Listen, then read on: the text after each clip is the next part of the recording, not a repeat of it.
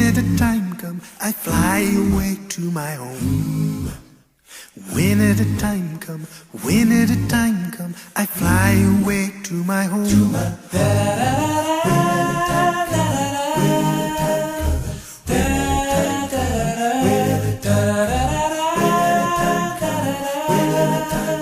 I fly away to my home.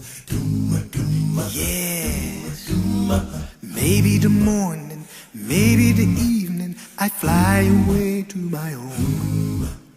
Maybe the noonday, but soon I'll be leaving. I fly away to my home.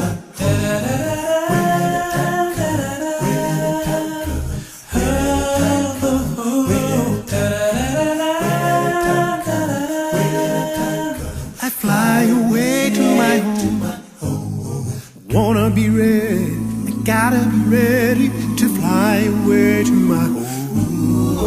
My house is in order, my faith holding steady. I fly away to my home.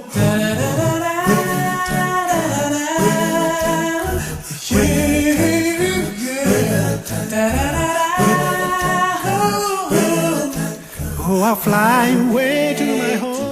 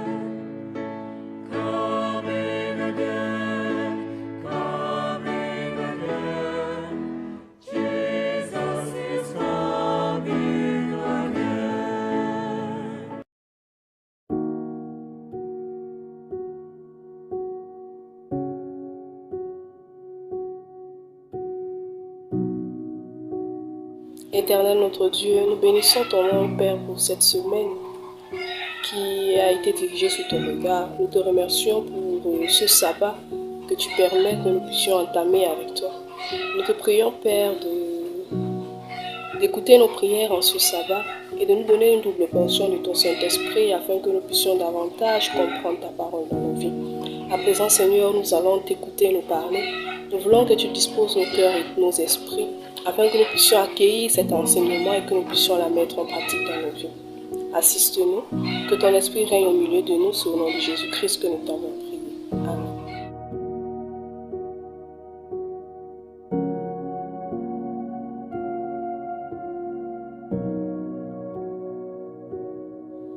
Shalom, peuple de Dieu. Je voudrais avec vous partager ce matin un verset biblique riche en enseignements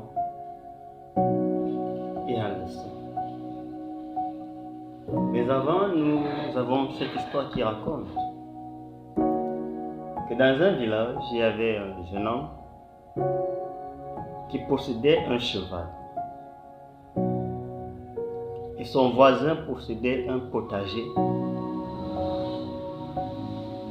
Le jeune homme, chaque matin, attachait son cheval devant la cour et il vivait en parfaite harmonie avec le voisinage. Alors un démon est venu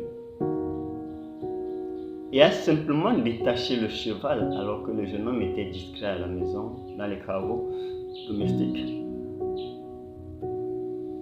Et le démon est reparti. Le cheval, se sentant libre, s'est directement dirigé vers le potager et a tout dévasté. Alors quand le propriétaire du potager a constaté cela, courroucé, il est entré dans sa maison et a pris son fusil et il a abattu le cheval. Et lorsque le propriétaire du cheval a vu son cheval mort, il fut également courroucé et il prit la décision de faire la guerre à ses voisins. Ils se sont entretués, père et fils, mère et sœur. Bref, le sang a coulé. Alors un ange indigné de la situation approcha le démon et lui dit: regarde ce que tu as fait, pourquoi l'as-tu fait? Le démon lui dit: je n'ai rien fait, et seulement détaché le cheval. Oui, mon frère et ma soeur, nous passons le temps tous les jours à accuser le diable dans nos multiples erreurs, dans nos multiples souffrances. Certainement, innocent. Le démon n'a pas pris le fusil et tiré sur le cheval. Non, le démon n'a pas pris la machette et allé découper ce voisin-là qui avait tiré sur le cheval. Le démon a seulement détaché le cheval.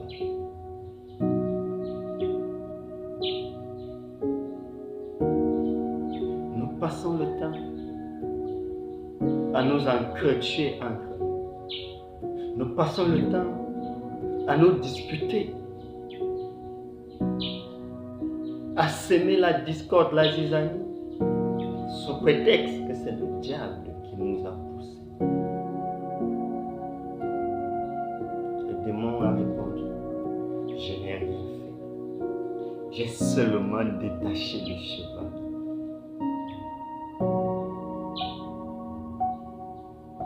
Le texte que je voudrais que nous puissions partager ce matin se trouve dans le livre d'Ecclésiaste, le chapitre 10, le verset 4 uniquement. Qu'est-ce qu'il est écrit? Ecclésiaste, le chapitre 10, le verset 4 dit: si l'esprit de celui qui domine se lève contre toi, ne quitte point ta place, car le calme prévient de grands péchés.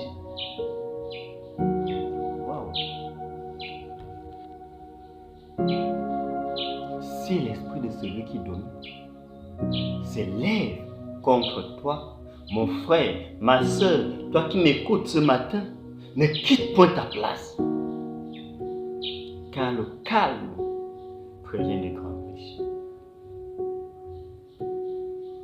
Oui, mon frère, ma soeur, le calme prévient de grands péchés.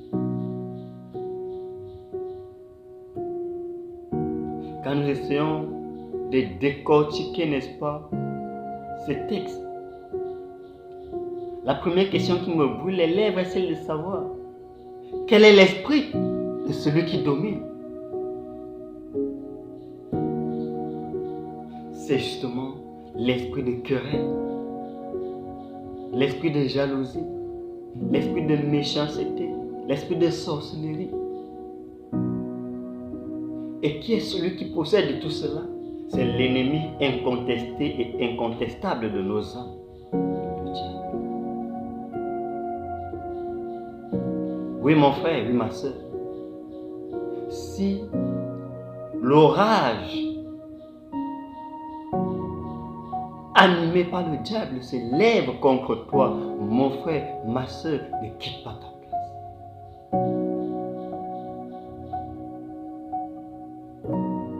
Beaucoup se disent, ils s'attendent que le diable va se pointer devant eux et dire, c'est moi le diable, je suis venu vous tenter, je suis venu vous éprouver.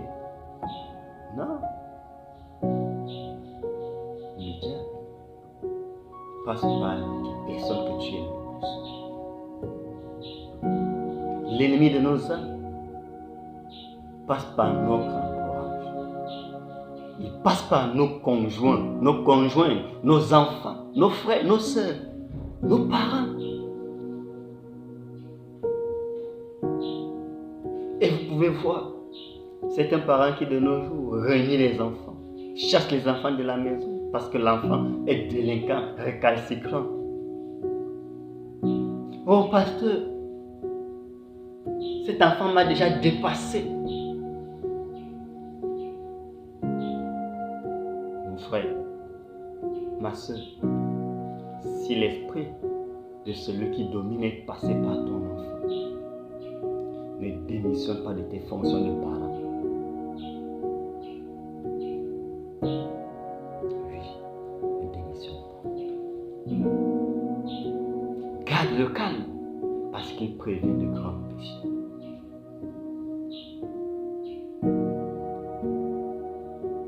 Je voudrais que nous comprenions mieux ici le fait que l'Éternel nous demande de ne pas quitter notre poste. Oui, c'est simplement parce que vous et moi avons des comptes à rendre à ce Dieu-là qui nous a confié ces postes-là. Le poste, c'est quoi? C'est la place que tu occupes dans la société, c'est la place que tu occupes dans la famille, c'est la place que tu occupes à l'église, dans ton lieu de service.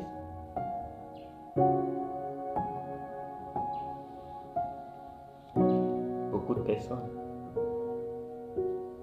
trouvent de belles excuses.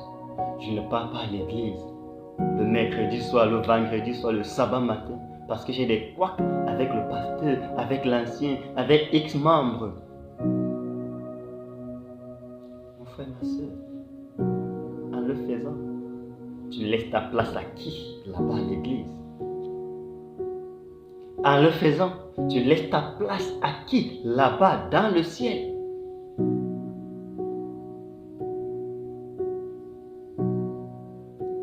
De grands péchés. Je ne voudrais pas que nous l'on prenne, n'est-ce pas, cette expression comme étant en quittant mon poste, je commets le plus grand péché. Non. Grand dans ce contexte n'est pas considéré comme un adjectif qualificatif qualitatif. Non, mais plutôt comme un adjectif qualificatif quantitatif.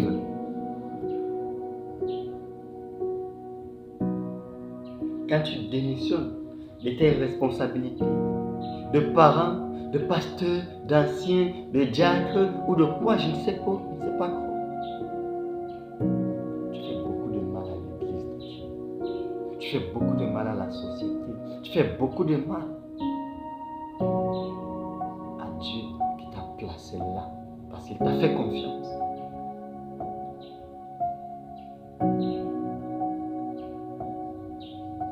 L'apôtre Paul nous dit dans le livre d'Éphésiens, le chapitre 6, le verset 12. Permettez-moi de lire. Éphésiens, le chapitre 6.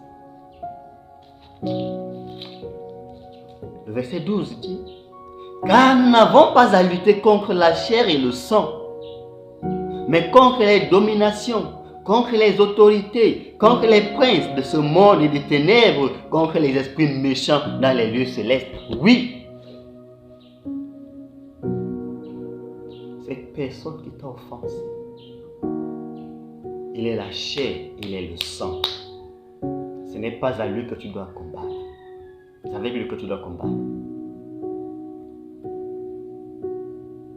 Ton mari, c'est la chair, c'est le sang. Ce n'est pas avec lui que tu dois combattre, mon frère, ma soeur. Tes enfants, c'est la chair, c'est le sang. Ton collègue de service, c'est la chair, c'est le sang. L'ennemi de nos âmes passe par ces personnes pour te distraire. Il fait le bon boulot derrière toi. Alors que toi, tu es discret, à haïr ton frère, ta soeur dans la société. Lui, il s'assure de détruire ta place dans le royaume des cieux. Si l'esprit de celui qui se domine s'élève contre toi, ma soeur, ne quitte pas ta place. Le calme prévient de grands péchés. Le calme ici est synonyme de la confiance que tu fais à l'Éternel. Oui, le calme est synonyme du silence que tu gardes face à l'épreuve, à la tentation du diable. Et le Seigneur peut te rassurer dans Exode, le verset 14, le chapitre 14, verset 14. Garde ton silence, garde ton calme. Tu n'as pas à lutter contre ces personnes. C'est lui, le Seigneur, qui combat en ta place. Et la victoire qui a été son partage, mon volontaire, sera la tienne au nom de Jésus. Mon frère, ma soeur, inutile d'abandonner, inutile de te décourager. Ce sont les armes fatales de l'ennemi de nos âmes que ce dernier utilise contre nous. Le découragement, la démission, non. Persévère, tiens bon et combat le bon combat. Et la couronne de vie te sera réservée. Si l'ennemi soulève la tempête des tribulations dans ta vie, ne regarde pas ton fils, qui est l'objet de tes chutes, entre guillemets bien sûr. Ne regarde pas ta femme, ne regarde pas un voisin, ne regarde pas ton patron. Non, ce sont des personnes interposées par lesquelles l'ennemi de ton âme passe pour t'atteindre. Ne quitte pas ta place. Cher ancien, je connais ce que vous endurez dans la société. Bien-aimé dans le Seigneur, je sais ce que vous endurez au quotidien. Je suis conscient de l'ampleur de votre souffrance. Mais Jésus-Christ, le roi de gloire, te dit ce matin, ne quitte pas ta place, ne démissionne pas de ton poste. Garde espoir. Oui, ma soeur, persévère. Jésus-Christ, le juste juge, te rendra justice très bientôt. Que l'Éternel te bénisse. Au nom de Jésus-Christ. Amen.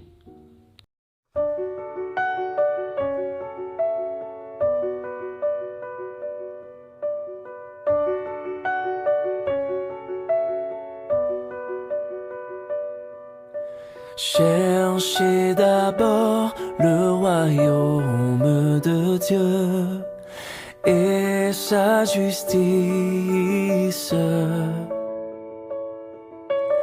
et toutes choses vous seront données en plus. Alléluia, alléluia. Alléluia,